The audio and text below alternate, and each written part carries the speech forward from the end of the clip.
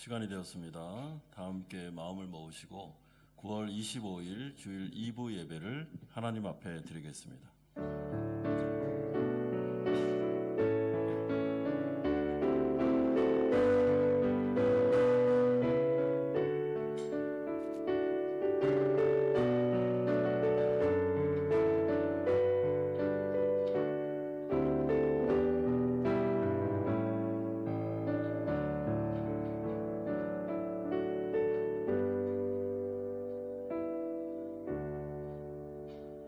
나는 선한 목자라. 나는 내 양을 알고 양도 나를 아는 것이 아버지께서 나를 아시고 내가 아버지를 아는 것 같으니 나는 양을 위하여 목숨을 버리노라. 아멘. 거룩하신 아버지 하나님, 우리를 위하여 독생자 예수 그리스도를 보내셔서 십자가의 대속의 죽음을 죽게 하심으로 우리를 구원하여 주신 것을 감사드립니다. 우리가 우리의 일상을 잠시 멈추고 거룩한 주일 하나님의 존전으로 나왔습니다. 예배하기를 원하고 찬양하기를 원합니다. 아버지, 오늘로 영광받아 주시옵소서. 우리에게는 한없는 성령의 은혜가 임하는 시간 되게 하여 주시옵소서. 예수 그리스도의 이름으로 기도드리옵나이다. 아멘. 예수 그리스도의 은혜를 힘입어서 하나님 아버지 앞으로 나아가는 시간 되었으면 좋겠습니다. 함께 찬양함으로 우리 주님 앞에 영광 돌리도록 하겠습니다.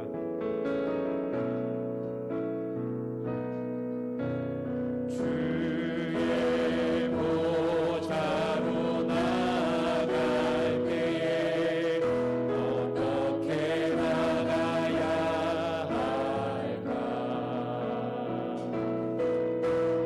나를 구원한 주의 십자가, 그것을 믿으며 가네.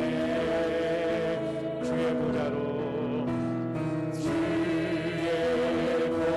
보좌로 나아갈 때에 나 여전히 부족하다. 나를 품으신 주의 그 사랑, 그것을 믿으며 가네. 자격 없는 내 힘이 아닌 오직 예수님의 보혈로, 자격 없는 내 힘이 아닌 오직 예수님의 보혈로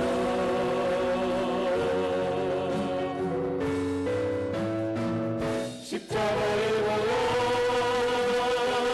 완전하신 사랑, 이미로 나갑니다. 십자가의 보혈, 완전하신 사랑,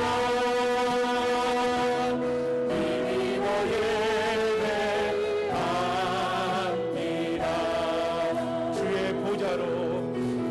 주의 보좌로 나아갈 때에 어떻게 나가야 할까?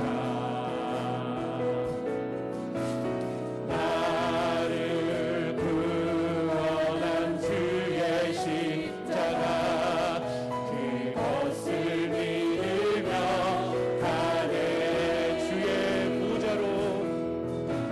주의 보좌로 나아갈 때에 나 여전히 부족하나. 나를 품으신 주의 그 사랑, 그것을 믿으며 가네. 자격 없는 내 힘이 아닌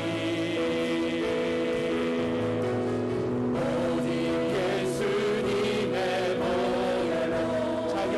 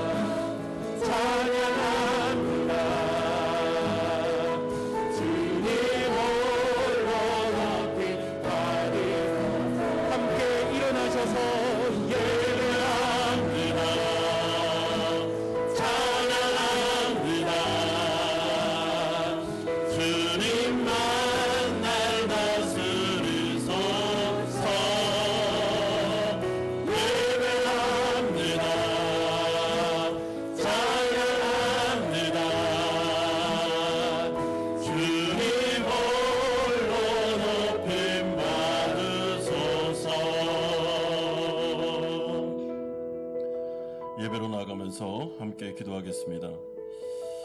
우리가 거룩한 주일 하나님 앞에 나왔습니다. 이 세상 가운데 살아가면서 분주했던 우리의 마음을 일시 멈춤해야 됩니다. 우리가 정말 이 세상에 함몰되어 살면 안 됩니다. 우리는 베드로 전후서의 말씀처럼 흩어진 나그네로서 이 세상에 잠시 머물다가 영원한 하나님의 나라를 가는 자들입니다. 오늘 이 시간에 하나님 우리 가운데 말씀하여 주시고 우리의 영혼을 점검하고 우리의 영혼을 돌아볼 수 있는 시간을 주옵소서. 우리가 정신없이 세상에 이끌려 살았다면 회개하고 다시 하나님의 백성의 정체성을 회복하고 빛과 소금의 역할을 감당하게 하옵소서. 또한 한 주간을 살아가며 하나님을 무시하고 하나님의 마음을 아프게 해드렸던 죄가 있다면, 하나님에게 별로 관심이 없었다면 우리가 다시 한번 우리의 마음을 추스려서 하나님에게 집중하는 마음을 우리에게 이 예배를 통하여 허락해 주옵소서.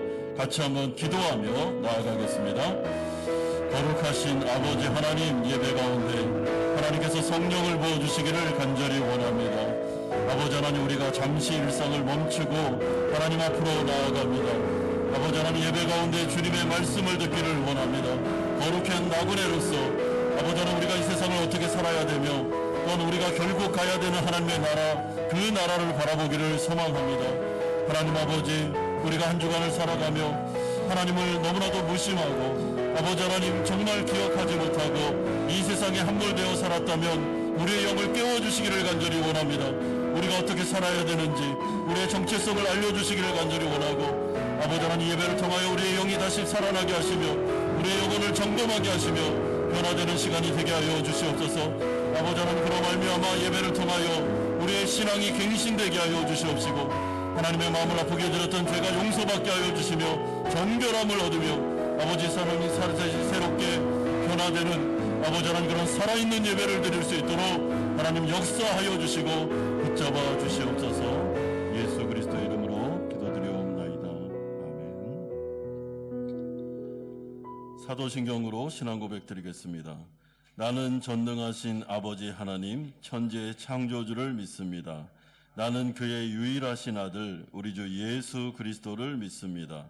그는 성령으로 잉태되어 동정녀 마리아에게서 나시고 본디오 빌라도에게 고난을 받아 십자가에 못 박혀 죽으시고 장사된 지 사흘 만에 죽은 자 가운데서 다시 살아나셨으며 하늘에 오르시어 전능하신 아버지 하나님 우편에 앉아 계시다가 거기로부터 살아있는 자와 죽은 자를 심판하러 오십니다. 나는 성령을 믿으며 거룩한 공교회와 성도의 교제와 죄를 용서받는 것과 몸의 부활과 영생을 믿습니다. 아멘. 다 함께 자리에 앉으셔서 342장 찬송 드리겠습니다.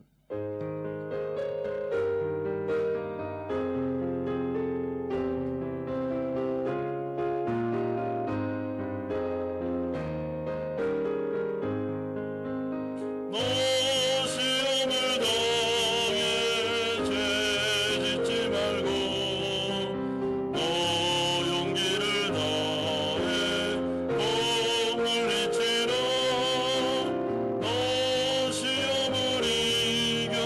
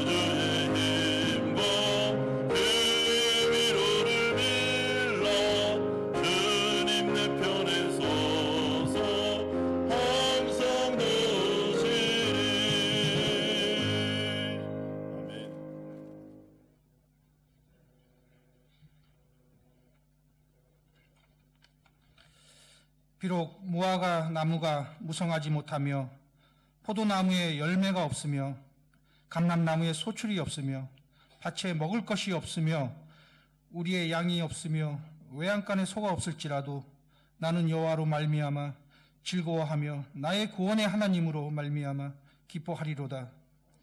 사랑과 은혜가 많으신 하나님, 한 주간 지켜주시고 건강 지켜주시고 이렇게 예배당에 나와 기도하게 하여 주심을 감사드립니다. 세상을 살아가며 하나님의 계명을 지키며 하나님의 백성으로 살아왔는지 이 시간 스스로에게 물어보며 회개드립니다. 저희들 주님의 사랑 가운데 있으면서 아버지가 기뻐하실 일에 게을렀으며 이웃을 사랑하기보다 우리 자신을 사랑하기에 급급했음을 고백합니다. 주님의 성도로 살아가기를 또다시 다짐하며 세상에서 죄에 쓰러지지 않고 하나님의 말씀 안에서 살아가기를 기도드립니다. 저희들이 주님 앞에 지은 모든 허물을 주의 보혈로 씻어주시고 주님 보시기에 부족함 없는 정결한 자녀들 되게 하여 주시옵소서. 점점 더 어려워지는 세상 속에서 베트남 이 나라를 구원하여 주시고 조국 대한민국을 지켜주시고 또한 어려움에 처해 있는 무거운 짐을 지고 어렵게 버티고 서 있는 우리들의 인생 또한 주님이 지켜주시고 힘주시기를 소망합니다. 단에 세우신 목사님 위에 영육간의 강건한 몸과 성령의 두루마리를 입히시어 말씀이 선포될 때 어둠의 영은 물러가며 가난한 심령의 기쁨을 고통받는 심령의 자유함을 얻는 예배가 되게 하여 주시옵소서. 각자의 자리에서 힘써 일하는 교회의 봉사자들 위하여 기도합니다. 힘주시고 능력 또한 주셔서 일을 계획하고 행할 때마다 주님의 사랑으로 모두 다 이루어지는 역사가 있게 하여 주시옵시고 주님 이 시간 주님께 기도하는 성도들에게 응답하여 주시고 어떤 어려운 일도 주님의 이름을 부름으로써 주님의 이름으로 기도함으로써 응답받게 하여 주시옵시고 홍해를 갈랐던 능력으로 우리들의 모든 어려운 문제를 갈라주시고 해결되게 하는 역사가 일어나게 하여 주시옵소서. 병으로 자녀들의 문제로 가정의 문제로 기도하는 우리들의 마음 또한 들여다보시고 모든 어려움 아시는 주님께서 회복되게 하는 놀라운 일들이 이루어지기를 간절히 기도드립니다. 한 주간을 지켜주시고 함께 동행하셨던 것처럼 새로운 한 주간을 온전히 주님께 맡깁니다. 내 편이 되어 함께 동행하실 것을 믿습니다. 사랑의 주님, 다시 한번 주님의 사랑에 감사드립니다. 모든 말씀 예수님의 이름으로 기도드립니다. 아멘.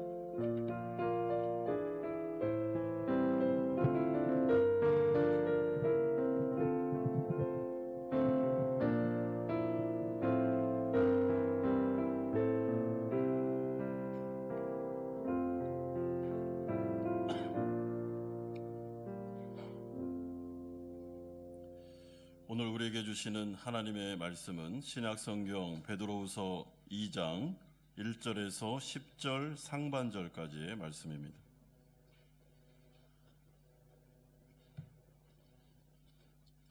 베드로후서 2장 1절에서 10절 상반절까지의 말씀 한 절씩 교독하겠습니다. 그러나 백성 가운데 또한 거짓 선지자들이 일어났었나니 이와 같이 너희 중에도 거짓 선생들이 있으리라. 그들은 멸망하게 할 이단을 가만히 끌어들여 자기들을 사신 줄을 부인하고 임박한 멸망을 스스로 취하는 자들이라. 여럿이 그들의 호색하는 것을 따르리니 이로 말미암아 비방을 받을 것이요 그들이 탐심으로써 지어낸 말을 가지고 너희로 이득을 삼으니 그들의 심판은 옛적부터 지체하지 아니하며 그들의 멸망은 잠들지 아니하느니라. 하나님이 범죄한 천사들을 용서하지 아니하시고 지옥에 던져 어두운 구덩이에 두어 심판 때까지 지키게 하셨으며 옛 세상을 용서하지 아니하시고 오직 의를 전파하는 노아와 그 7 식구를 보존하시고 경건하지 아니한 자들의 세상에 홍수를 내리셨으며 소돔과 고모라 성을 멸망하기로 정하여 죄가 되게 하사 후세에 경건하지 아니할 자들에게 본을 삼으셨으며 무법한 자들의 음란한 행실을 말미암아 고통당한 의로운 롯을 건지셨으니 이는 의인이 그들 중에 거하여 날마다 저 불법한 행실을 보고 들으므로 그 의로운 심령이 상함이라. 주께서 경건한 자는 시험에서 건지실 줄 아시고 불의한 자는 형벌 아래에 두어 심판 날까지 지키시며 특별히 육체를 따라 더러운 정욕 가운데서 행하며 주관하는 일을 멸시하는 자들에게는 형벌할 줄 아시느니라. 아멘. 예수님은 마태복음 7장에서 거짓 선지자들의 위험을 경고하시면서 제자들을 향해 좁은 문, 좁은 길로 들어갈 것을 강조하셨습니다. 이때 좁은 문 그리고 좁은 길이라는 것은 많은 사람들이 찾지 않는 길을 의미하는 것으로 오직 성경에 기록된 하나님의 말씀만을 듣고 그대로 순종하며 살아가는 삶으로 정의를 내릴 수 있습니다. 하지만 예수님은 이러한 삶을 선택하는, 그래서 예수님을 따라가는 제자들이 많지 않을 것임을 말씀하셨는데, 왜냐하면 사람은 누구나 진리라는 틀 안에 갇혀서 거기에 맞춰서 자신의 욕망을 죽이고 예수님을 따라가야 된다라는, 십자가의 길을 걸어가야 된다는 이 메시지를 별로 좋아하지 않기 때문에 그렇습니다. 따라서 사람들이 정말 듣고 싶은 것은 무엇인가 하면 여러분들이 원하는 것을 하십시오. 그것이 바로 행복입니다. 하나님은 여러분들이 원하는 것을 다 할 수 있도록 돕는 분이십니다. 그러니 구원의 티켓을 땄으니 이제는 하고 싶은 대로 욕망대로 살아도 괜찮습니다. 라는 그런 메시지를 즐겨 듣기를 원하고 있습니다. 하지만 성경에는 그런 메시지가 없습니다. 하나님 나라 백성들은 구원받은 이후에 거룩하게 살아야 됩니다. 그리고 구원을 향해 나아가는 길은 좁은 문, 좁은 길이고 대다수의 사람들이 좋아하지 않는 길일 거다라고 말씀해주고 있습니다. 이런 점에서 베드로 사도는 자신이 얼마 있지 않으면 죽어 이제 주님의 품으로 안길 것을 알면서 사랑하는 소아시아 성도들의 영혼들을 걱정하면서 베드로후서를 보내고 있는데, 오늘은 그 근심되는 문제 중에 하나인 거짓 사도들, 거짓 선생들에 대한 이야기를 해주고 있습니다. 그러므로 절대로 사탕 발린 말, 그런 메시지를 들으면 안 되고 거짓 선지자들을 조심해야 되며 우리의 영혼을 어떻게든지 참된 진리 위에 세워서 굳건한 반석 위에 세워놔야지만 우리의 구원이 안전하다라는 것을 성도들에게 편지를 통해서 알려주고 있습니다. 따라서 우리도 이 말씀을 통하여 다시 우리의 영혼을 점검하고 우리가 지금 세우고 있는 신앙이 정말 참된 복음, 하나님의 진리 위에 서 있는지를 생각하면서 나 자신뿐만 아니라 나의 가족, 나의 자녀들, 이 모든 부분에 있어서 안전한 길을 선택하여 걸어가야 될 것입니다.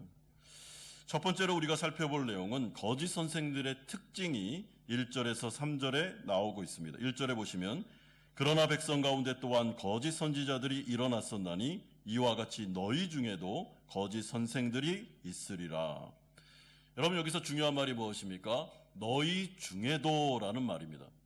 다시 말해 초대교회 안에는 이미 거짓 선생들이 교회 안에 들어와 있었다라고 말씀해주고 있습니다. 여러분, 이들은 침투에 들어와 교인들을 멸망의 길로 인도하고 있었던 영적인 맹인들이었습니다. 그런데 이 거짓 선생들의 특징이 어떠했을까? 오늘 본문에는 크게 4가지로 자세하게 말씀하는데, 첫 번째가 1절 하반절에 나옵니다. 정통신앙에서 벗어난 이단들, 그러니까 잘못된 신앙을 교회 내로 가만히 끌고 온 자들이라고 말씀하고 있습니다. 여러분, 여기서 가만히 끌고 왔다라는 것은 비밀스럽게 숨어서 활동했다라는 의미를 갖게 됩니다. 여러분, 이들은 왜 이렇게 비밀스럽게 숨어서 교회 내에서 몰래 이런 일들을 했겠습니까? 자신들이 가르치는 이 메시지가 성경에서 벗어나 있고 그리고 좀 다른 것임을 그들도 알고 있었기 때문에 그렇게 했다고 생각이 듭니다. 그러니까 뭔가 교회 내에서 음성적으로 숨어서 활동하면서 그렇게 행동을 했던 악성 종양과 같은 것들이 바로 거짓 선생들의 특징이었습니다. 여러분, 그러므로 성도님들은 뭔가 음성적으로 활동하거나 새로운 가르침이 있습니다 라고 하면서 비밀스럽게 접근하는 자들을 여러분 조심하셔야 됩니다. 왜냐하면 이 복음은 그렇게 비밀스럽게 접근할 이유가 하나도 없습니다. 하나님의 말씀에 분명히 공개적으로 기록되어 있으며, 그리고 복음은 빛이기 때문에 하나님의 말씀을 증거하는 자들은 공개적으로 빛 가운데 당당하게 말씀을 전해야지, 비밀스럽게 가서 집사님 이런 메시지가 있어요, 한번 가봅시다, 이런 식으로 하지 않습니다. 여러분, 제가 설교할 때 그런 식으로 설교합니까? 우리 성도님들에게 비밀스럽게 접근해서 그렇게 안 하잖아요. 공개적으로 당당하게 이 거룩한 말씀을 전하는 것, 이것이 바로 진리에 속한 참된 선지자들이 하는 속성입니다. 그러므로 성경 말씀에 드러난 복음을 가르치되 마치 도둑놈 담 넘어가듯 그렇게 비밀스럽게 가르칠 이유가 전혀 없으며, 만약에 교회 내에서도 아니면 교회 밖에서도 그런 식으로 접근한다면 그럼 분명히 그 부분에 대해서는 이의를 제기하셔야 됩니다. 그리고 진리에 대한 진위 여부를 확인하셔야 됩니다. 그리고 물어보십시오. 왜 그런 식으로 하냐고. 그리고 성경을 가지고 공개적으로 토론하자고 한번 말할 수 있어야 하는 것입니다. 그러므로 거짓 선지자들의 두 번째 특징이 1절 하반절에 나옵니다. 자기들을 사신 주를 부인하고 임박한 멸망을 스스로 취하는 자들이다 라고 말씀하고 있습니다. 여러분, 주를 부인한다라는 것은 예수 그리스도의 복음을 이들이 왜곡하고 또한 그 말씀에 대하여 무언가 잘못된 것을 추가하거나 빼는 행위들을 말합니다. 그러므로 이 당시 거짓 교사들이 왜곡된 성경 교리를 가르쳤는데 그 중에 하나가 이원론이었습니다. 헬라 철학의 영향을 받은. 여러분, 이원론은 이렇습니다. 영과 육을 분리합니다. 그리고 영은 굉장히 고귀하지만 육은 굉장히 하찮고 안 좋은 것이다 라고 가르쳤습니다. 그러면 이들의 구원론은 영적으로 구원을 받으면 육신적으로는 이 세상 가운데 어떤 일을 하고 어떻게 살아도 아무 상관이 없다. 구원에는 지장이 없다라는 식으로 실제로 가르쳤습니다. 그러다 보니까 자연스럽게 이러한 거짓된 가르침에 빠진 신자들의 윤리가 무너지기 시작했는데, 그러므로 세 번째 특징으로 2절을 보십시오. 여럿이 그들의 호색하는 것을 따르리니 이로 말미암아 진리의 도가 비방을 받을 것이니라. 여러분, 여기서 호색하다라는 것은 방종하다, 방탕하다라는 말입니다. 그리고 진리의 도가 비방을 받는다라는 것은 좀 쉽게 설명하면 오히려 성도들과 교회가 세상으로부터 손가락질을 받는다, 이런 뜻이 포함되어 있습니다. 여러분, 이것은 너무나도 당연합니다. 아니, 영적으로 구원을 받았으니까 육적으로는 어떤 죄를 져도 무방하고 성적으로 방종해도 되고 이 세상 가운데 방탕한 생활을 살아도 아무 문제가 없습니다. 영혼에는 지장이 없습니다 라고 가르치니 얼마나 듣기에 좋습니까? 아, 그래? 세상에 나가서 내 탐욕을 다 취하고 욕망대로 살고 그래도 구원은 보장되는 거야? 라고 하니까 얼마나 좋았겠습니까? 그런데 문제는 그러다 보니 윤리가 떨어졌고 그러다 보니 세상 사람들이 볼 때 손가락질을 하면서 아니, 예수 믿는 자들이 도덕성이 왜 저 모양이야? 라고 하면서 복음이 비판을 당하고 하나님의 영광을 가리고 오히려 하나님의 얼굴에 모욕을 가하는 그런 일들이 자행되고 있었습니다. 그러므로 우리는 이러한 점에서 초대교회에 있었던 이런 거짓된 메시지를 통해 성화가 무너짐으로 말미암아 교회의 권위가 떨어지는 이런 모습을 보면서 사실은 우리 시대에도 그대로 적용하며 우리 자신을 돌아봐야 됩니다. 여러분, 교회와 성도가 예수님을 믿는다는 이유로 핍박을 당하거나 환난을 당하는 것은 좋은 것입니다. 그것은 더 권장해 줘야 되는 것입니다. 그런데 그런 것이 아니라 잘못된 교리에 따라서 성도들이 방탕하고 방종하게 삶을 삶으로 말미암아 도덕적인 수준이 너무나도 현저하게 떨어짐으로 말미암아 교회가 비리를 저지르고 목회자들이 잘못을 저지르고 성도들이 방종하고 아니면 사회생활 하는 가운데 사기를 치고 라는 여러 가지 일들을 통해서 비방을 당하고 있다면, 현재 한국교회가 이런 일들을 당하고 있다면 여러분, 이것은 우리가 진짜 자성하고 하나님의 말씀, 우리가 듣는 교리에 대해서 잘 생각해보고 우리 자신을 돌아봐야 됩니다. 여러분, 이것은 정말 하나님이 가르치는 성경적인 교리가 아닙니다. 하나님께서 가르치는 말씀 가운데는 거룩함, 또한 이 세상이 따라올 수 없는 윤리, 그런 도덕이 있지 그 이하를 가르칠 수가 없습니다. 그러므로 이 거짓된 교사들의 교리의 문제 중에 하나는 칭의에도 문제가 있었지만 성화에 문제가 많았다는 것을 알게 됩니다. 여러분, 이들은 거룩함을 가르치지 않았습니다. 마음대로 사세요. 내 이 세상 가운데 마음대로 살아도 구원 티켓을 따면 괜찮습니다 라는 식으로 가르쳤는데 성경 그 어디에도 여러분 이렇게 가르치는 성경은 없습니다. 그러므로 마지막 네 번째로 3절에 보면 거짓 선생들이 왜 이렇게 했는지를 나타냅니다. 그들이 탐심으로써 지어낸 말을 가지고 너희로 이득을 삼으니라고 말합니다. 여기서 이 탐심 그리고 너희로 이득을 삼았다라는 것은 쉽게 말하면 거짓 선생들은 생계수단을 위해 자신들의 욕심과 야망을 채우기 위해 교인들이 좋아할 만한 가르침을 꾸며내어 가르쳤다는 의미입니다. 여러분, 사람들이 듣기 좋은 말을 해주는 것입니다. 왜냐하면 그래야 자신들을 따르고, 그래야 사람들이 많이 모이고, 그래야 헌금이 많이 모이고, 그래야 자신들의 명예를 높일 수 있기 때문에 그렇게 한 것이고, 따라서 이러한 관점으로 볼 때 이 거짓 교사들은 사실 하나님의 나라와 하나님, 그의 나라와 그의 의, 그의 영광, 교회, 성도들, 영혼들에는 관심이 별로 없습니다. 그들의 관심은 딱 하나, 자신들의 배를 채우고 자신들의 욕망을 채우고 자신들의 이름을 드높이는 것. 거기에 초점이 맞춰져 있었기 때문에, 그게 목적이기 때문에 어떻게든지 사람들을 불러 모아야 되기 때문에 사람들의 관심이 있는 말들을 꾸며서 이야기를 했고, 그 부작용이 굉장히 심했다라고 말하고 있습니다. 여러분, 그러니까 영적으로 보면 얼마나 위험한 사람들입니까? 겉으로 보면은 그럴싸하지만은 그 내면의 중심에 보면 이리떼가 들어있는 이 위험한 사람들이 교회 안에 들어와 있었으며 성도들을 현혹시키고 있었습니다. 그러므로 2절 상반절에는 이렇게 말하는데, 여럿이 거짓 선생들의 호색하는 가르침을 따랐다라고 말하는데, 여러분 여기서 여럿이라는 이 헬라어 단어는 직역을 하면 많은 숫자를 말합니다.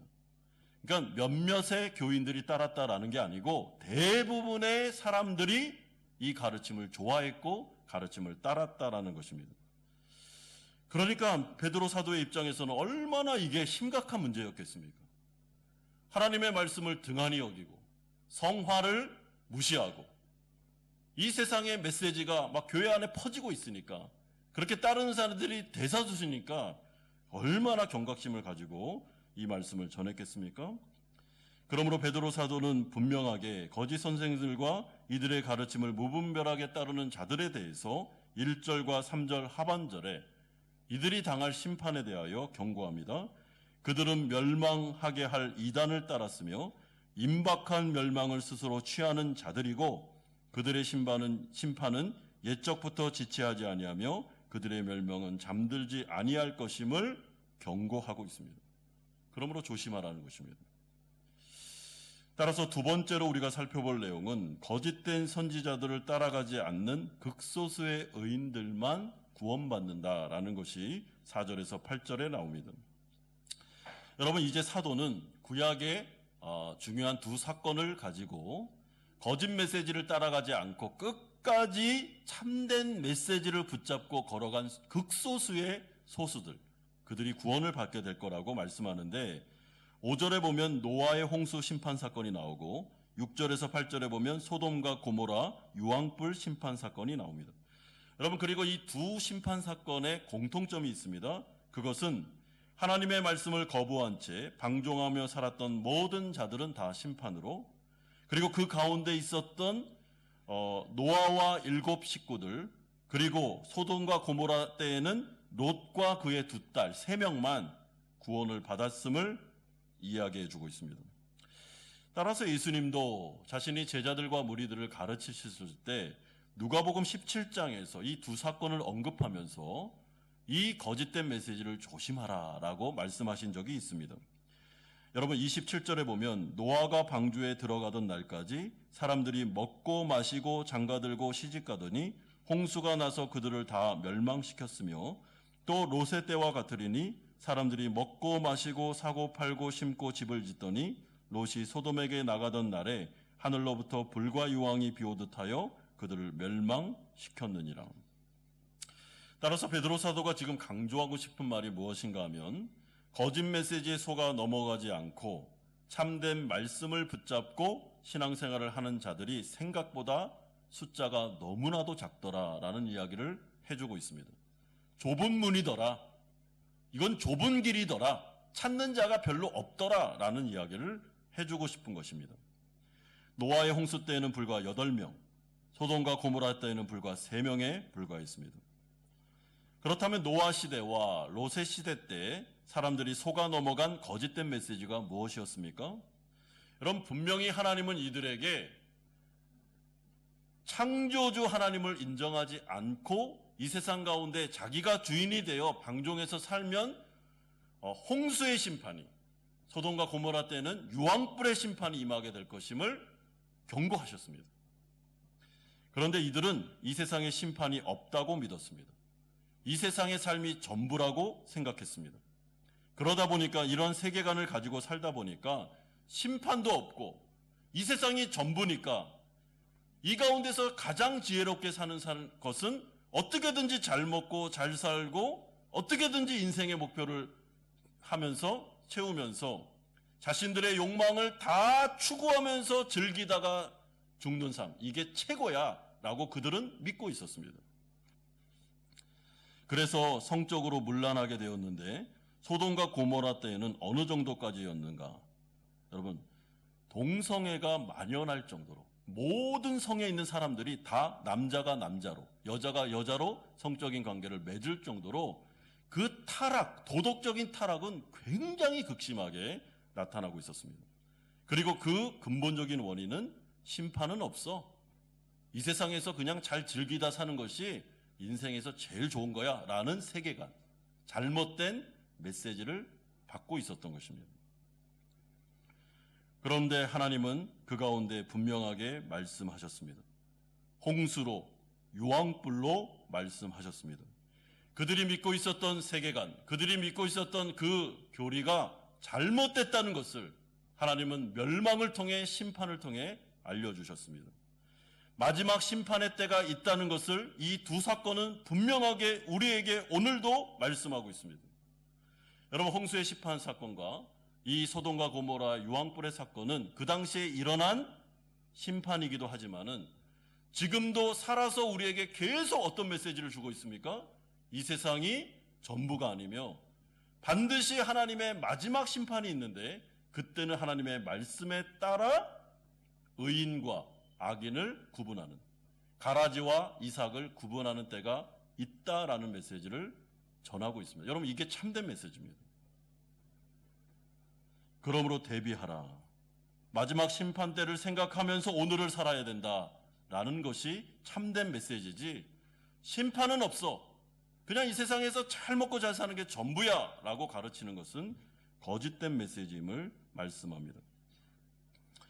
따라서 예수님은 마태복음 7장 24절, 27절에서 분명하게 말씀하시는데, 그러므로 누구든지 나의 이 말을 듣고 행하는 자는 그 집을 반석 위에 지은 지혜로운 사람과 같으리니 비가 내리고 창수가 나고 바람이 불어 그 집에 부딪히되 무너지지 아니하나니 이는 주추를 반석 위에 놓은 까닭이요. 나의 이 말을 듣고 행하지 아니하는 자는 그 집을 모래 위에 지은 어리석은 사람 같으리니 비가 내리고 창수가 나고 바람이 불어 그 집에 부딪힘에 무너져 그 무너짐이 심하니라. 거짓된 메시지에 기초를 두고 신앙생활을 하면 마지막 심판 때에 여러분 이길 수가 없습니다. 견딜 수가 없습니다. 내가 듣고 싶지 않지만은, 듣기에는 좀 거북하지만은 내 욕망을 죽이라고 말씀하는, 그리고 성화를 이루어 나가며 거룩하게 살아야 된다라는 이 메시지를 들을 때 그것은 우리에게 반석이 될 것이고 마지막 심판 때 우리를 구원할 것이다 라고 말씀해 줍니다. 여러분, 그러므로 우리가 신앙생활을 할 때 조심하셔야 됩니다. 특별히 오늘날과 같이 교회 내에도 교회 밖에도 여러 가지 매체를 통해서 수도 없는 메시지들, 참된 메시지도 있지만 거짓된 메시지들이 정말 여과 없이 막 완전히 뒤덮고 있는 이 시대 가운데서는 정신을 바짝 차리셔야 됩니다. 그리고 거짓된 선생과 참된 선생을 분별할 줄 아셔야 됩니다. 이런 점에서 참된 복음은 절대로 성도들의 방종을 부추기지 않습니다. 여러분, 오히려 성화를 강조합니다. 인격적으로 성숙해야 된다는 것을 알려줍니다. 그리고 최종 심판에 대해서 분명히 말씀합니다. 어떻게 해서든지 성도들로 하여금 두렵고 떨림으로 구원을 이루라고 말하지 영적 게으름을 조장하지 않습니다. 성경 말씀을 듣고 그 말씀에 따라 순종하며 깨어있으라고 말합니다. 선한 영향력을 행사해야 된다고 말합니다. 더 거룩해지고 더 기도에 힘쓰고 더 모이기에 힘쓰며 하나님과의 바른 관계를 돈독히 해야 된다고 말씀합니다. 절대로 성도들에게 방종을 조장하지 않습니다. 만약에 어떤 말씀을 들었는데 아 그래? 그럼 내가 구원 티켓을 땄으니까 이제는 세상에 나가서 모든 일을 마음껏 해도 되겠구나 라는 생각이 든다면 그거는 성경적인 메시지가 아닙니다.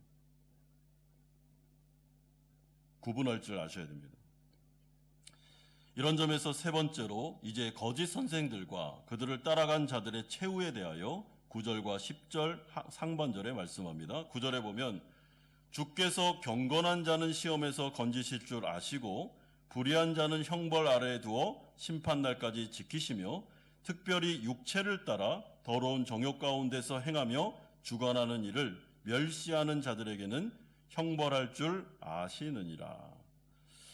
여러분 여기에서 한 번 더 강조하는데 거짓 선생들의 가르침과 그것을 따라가는 삶의 행태에 대하여 10절은 육체를 따라 더러운 정욕 가운데 행하는 삶이라고 말합니다. 여러분 이것은 극한 방탕을 말합니다. 노아 때에 사람들이 살았던 것처럼 소돔과 고모라 때에 사람들이 문란하게 살았던 것처럼 또한 우리가 살아가는 이 시대 가운데도 성적인 방종과 그리고 하나님의 말씀을 무시하고 이 세상이 전부인 것처럼 자신이 주인 되어 살아가는 삶들, 이 모든 것들이 거짓된 가르침에서 비롯됐다, 현혹되었다라고 말합니다. 그런데 하나님은 어떻게 하십니까? 이런 시험 가운데서도 경건한 자들, 하나님 나라 백성들은 보호하십니다. 이게 우리에게 주어진 은혜입니다. 여러분, 하나님 나라 백성들은요, 내 안에 성령이 계시기 때문에 내 안에서 성령이 주시는 분별력이 있습니다. 그리고 그들은 하나님의 말씀을 배우기 때문에 그 말씀을 가지고 이게 거짓된 메시지인지 이게 참된 메시지인지를 알게 됩니다. 여러분 그런 점에서 하나님의 은혜는 하나님 나라 백성들을 참된 말씀을 듣는 자리로 인도하게 되는데 이것보다 더 큰 은혜는 없습니다. 정말 큰 은혜입니다. 그러나 불의한 자들은 자신의 욕망을 따라가는 것을 원하고 있기 때문에 이 거짓된 가르침을 듣게 되고 좋아하게 되고 분별력을 잃고 따라가게 됩니다. 여러분 이런 점에서 우리가 이 신앙생활을 하실 때 거짓 선생들의 최후에 대해서 이렇게까지 베드로 사도가 강조하고 하나님께서 말씀하시는 걸 보면서 정말 내가 좁은 문 좁은 길로 가지 아니하고 비진리를 따라갔을 때 그 마지막 때의 심판을 생각하실 때 진짜 두렵고 떨림으로 구원을 이루셔야 됩니다. 그러면서 사도 베드로는 그런 가운데 이 거짓된 선생들을 하나님께서 바로 심판하는 게 아니라 내버려 둘 거다, 남겨둘 거다라고 말씀합니다. 여러분 이것은 예수님께서 하신 비유와도 동일합니다. 가라지가 의인들과 함께 있습니다. 왜 그럴까요? 두 가지 목적이 있는데 하나는 이 거짓된 선생들에게도 기회를 주는 것입니다. 바로 심판해 버리는 게 아니라 깨닫고 하나님께로 돌아오도록 자신의 그 잘못된 것을 깨닫고 회개할 수 있는 기회를 주기 위해서 내버려 두십니다. 두 번째는 이 거짓된 선생들을 통해 정말 무서운 말인데 가라지와 알곡을 구분하십니다. 여러분 그렇기 때문에 내가 만약에 어떤 메시지를 들었는데 이게 좀 헷갈립니다. 이게 정말 복음적인지 성경의 메시지와 부합한 것인지 잘 구분이 안 될 때는 꼭 목회자들한테 물어보십시오. 이게 맞습니까? 이게 정말 복음입니까? 아니면 좀 왜곡된 것입니까를 물어보셔야 됩니다. 여러분 왜곡된 복음 중에 대표적인 것이 기복신앙 그리고 신비주의 또한 율법주의가 있습니다. 여러분 기복신앙이라는 것은 한마디로 말하면 하나님을 등에 업고 이 세상에서 모든 것들을 다 성공할 수 있다는 가르침입니다. 우리가 성경만 잘 통시적으로 읽어도 그게 거짓되다는 걸 알죠. 여러분 하나님 믿는다고 모든 게 다 잘 됩니까? 불가능합니다. 우리 안에 고난이 있고 우리 안에 어려움이 있으며 오히려 고난은 성도에게 유익이라고 가르치지 하나님 믿으면 모든 것 다 성공하고 다 잘 되고 모든 것 다 형통할 거다라는 메시지는 성경에 일관성이 없습니다. 그러면 그런 기복신앙을 가지고 신앙생활을 하다 보면 마지막에 반드시 넘어집니다. 왜냐하면 고난이 왔을 때, 어려움이 왔을 때, 아니 하나님 언제는 형통한다고 가르치더니 왜 고난을 주십니까 하면서 하나님에 대한 서운한 마음이 막 들면서 시험 듭니다. 이건 잘못된 가르침을 들었기 때문이죠. 그리고 율법주의와 신비주의는 우리의 신앙생활 가운데 큰 덫이 되어서 우리의 신앙이 성장하지 못하도록 만듭니다. 그러므로 이제 조심하십시오. 여러분, 왜 종교개혁자들이 솔라 스크립추라, 오직 성경이라고 말했는지를 여러분 생각하셔야 됩니다.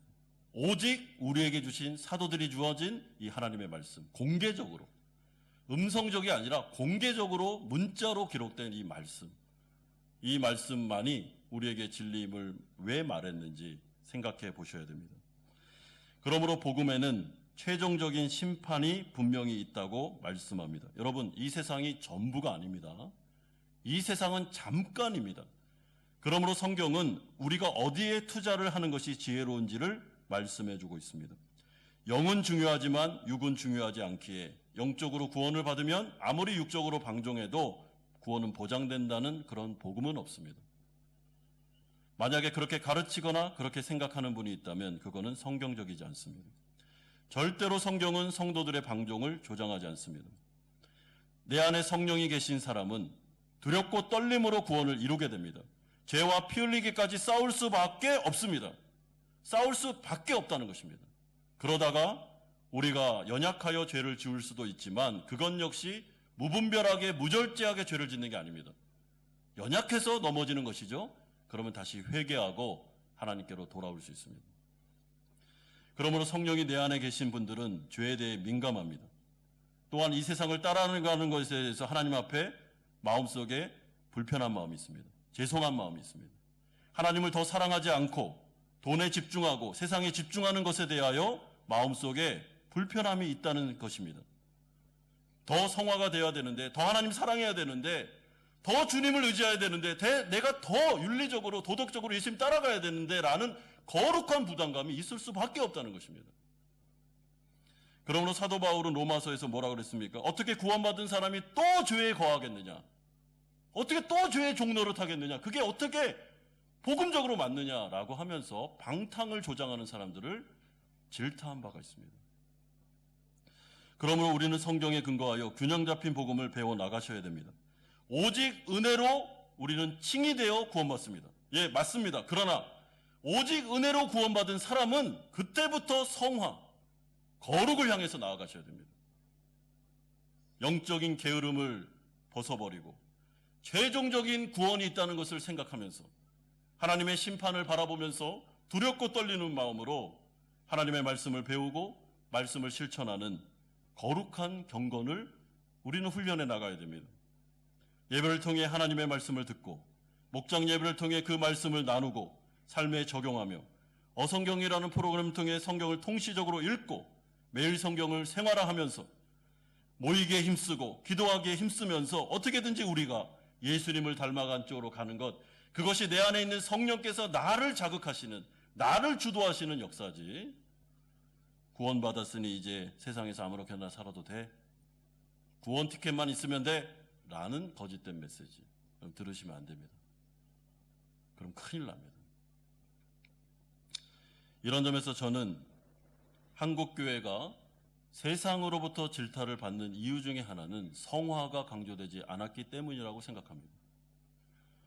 구원 받았습니다. 아멘 하십시오. 그리고 이제 구원 티켓을 따셨습니다. 그러니 이제 어떻게 살아야 되는지를 가르치지 않은 것입니다. 구원을 받은 다음에 그냥 세상에서 세상 사람처럼 똑같이 사는 겁니다. 사업할 때 돈 떼먹고, 윤리가 완전히 땅에 떨어지는 가운데 목회자들까지도 비리를 저지르고 교회 재정에 손을 대고 성적으로 타락하고, 이 모든 것들이 자행되면서 성화가 강조되지 않으면서 교회를 다닌다는 분들을 통해서 세상 사람들에게 욕을 먹는, 교회가 욕을 먹는 일들이 일어나고 있는데 그것은 균형 잡힌 복음을 듣지 않았기 때문이라고 생각합니다. 여러분, 이런 점에서 베드로후서 잘 보시면 여러분, 우리가 예수님을 믿으면요, 예수님처럼 되셔야 됩니다. 우리의 윤리의 기준은 이 세상의 기준보다 훨씬 뛰어나야 됩니다. 여러분, 이 세상에서는 다른 사람이 뭔가를 주면 우리가 당연히 갚아줘야 되죠. give and take. 이것도 굉장히 중요한 윤리인데 기독교 윤리는 이걸 뛰어넘습니다. 원수를 사랑하고 주는 자에게 다시 대갚아주지 않고 그냥 모든 것들을 그냥 허비하는 인생, 굉장히 윤리가 높은 것이 바로 기독교 윤리입니다. 거기를 향해 나아가야지.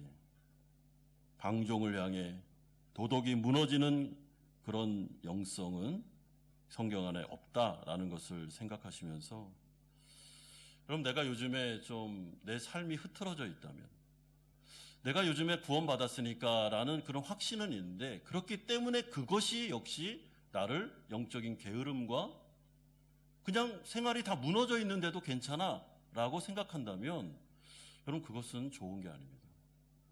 내 안에 있는 성령이 나를 깨워야 됩니다. 그리고 하나님의 말씀을 들을 때 그 말씀이 나를 지적한다면 다시 삶을 추스리셔야 됩니다.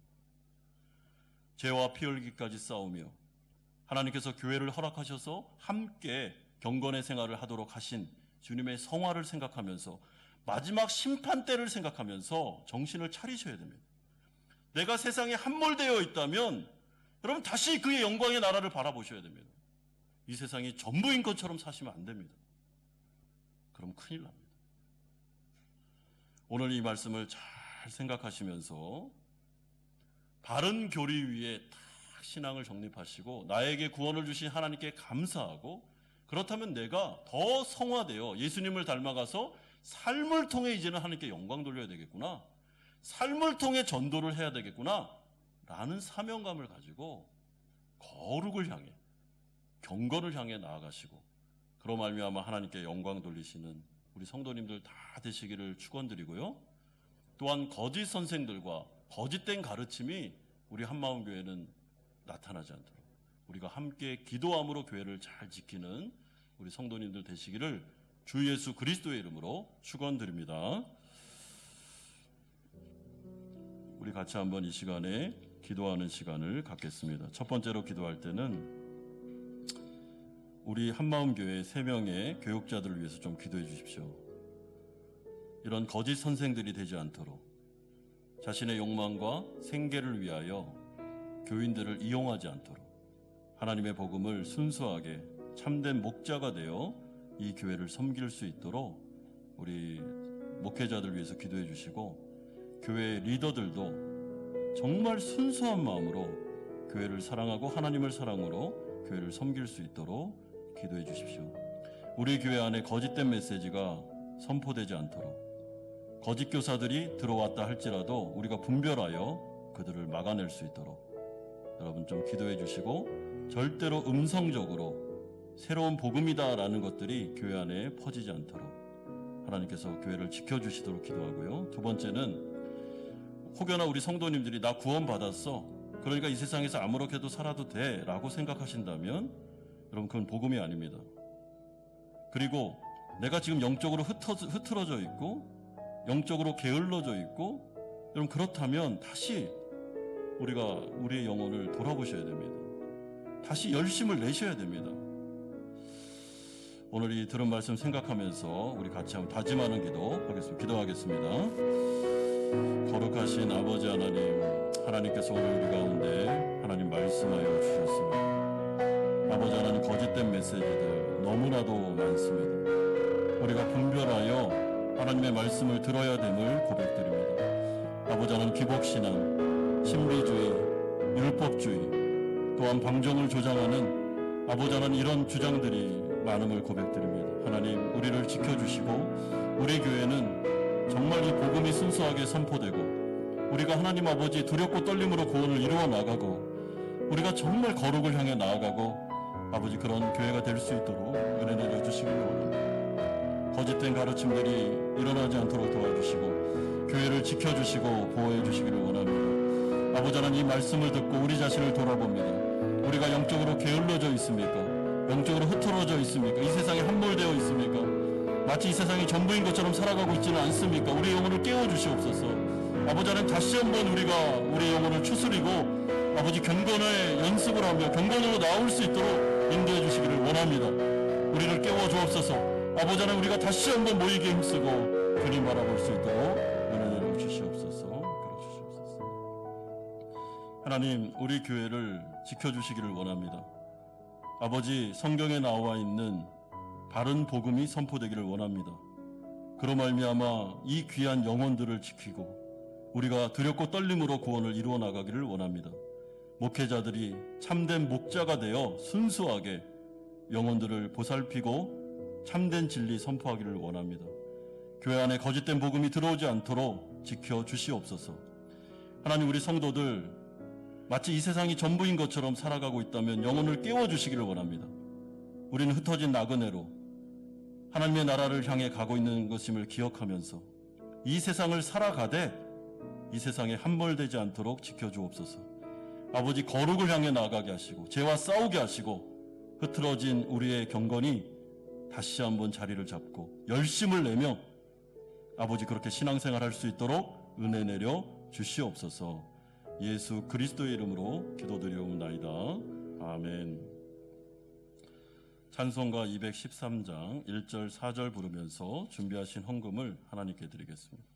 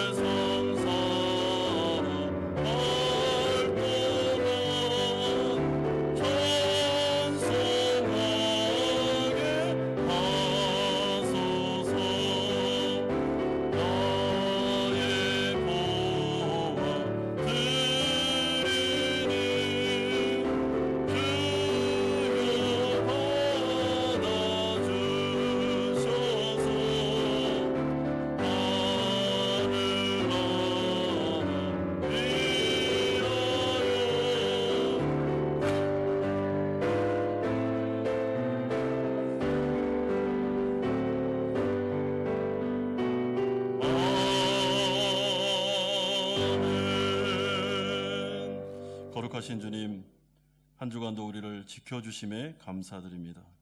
감사하는 마음으로 11조로 주일헌금으로 감사헌금으로 목적이 있는 헌금을 드립니다. 하나님께서 받아주시고 하나님의 나라를 위하여 사용하여 주옵소서.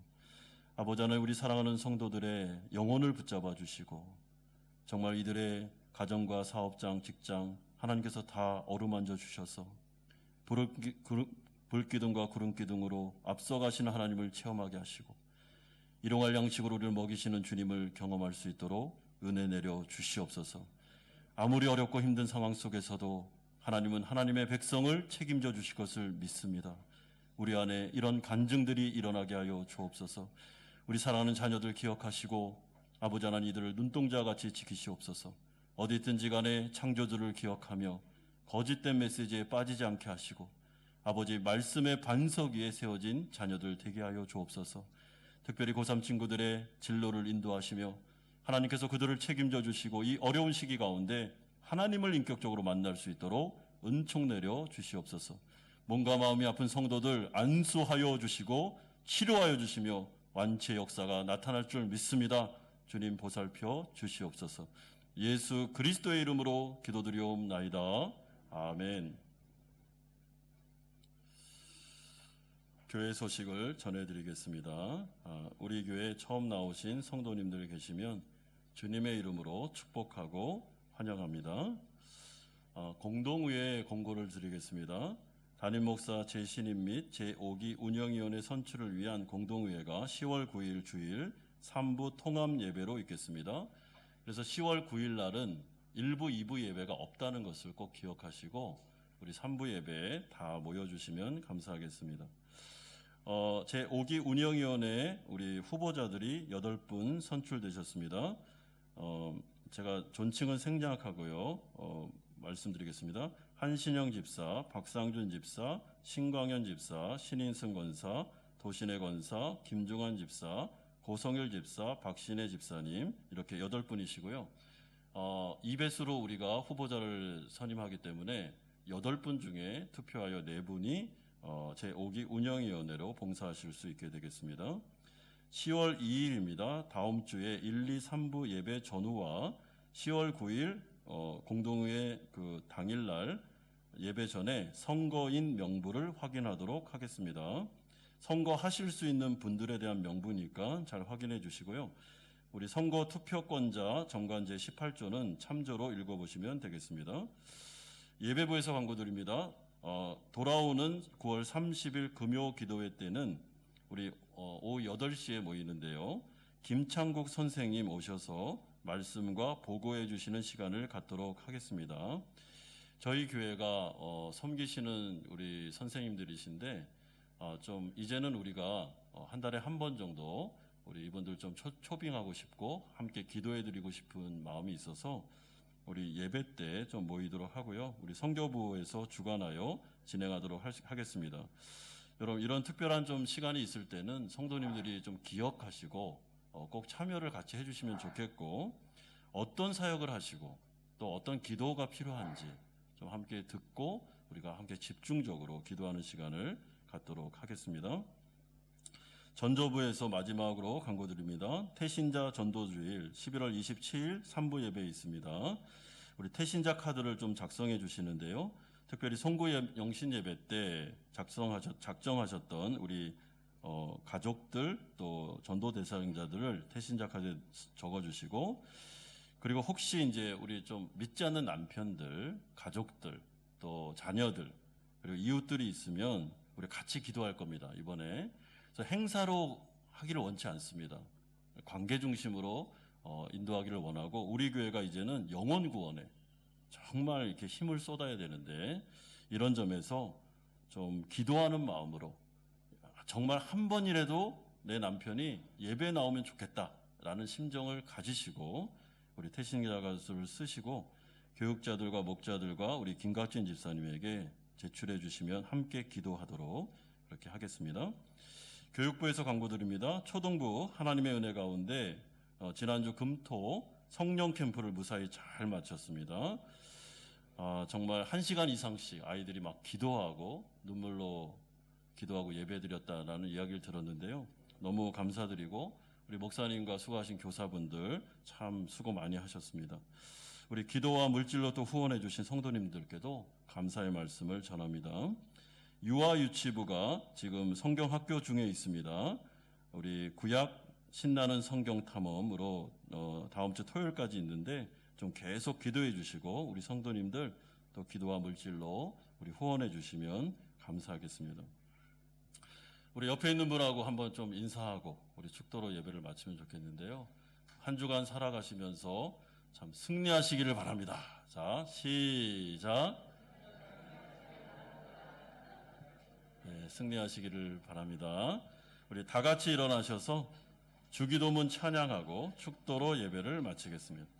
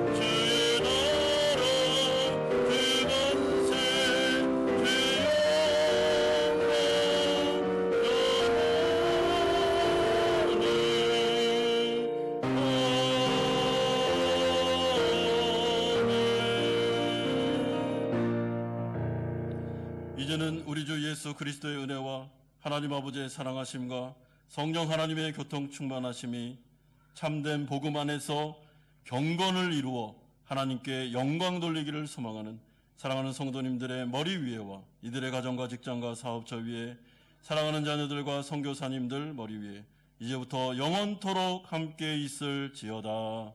아멘.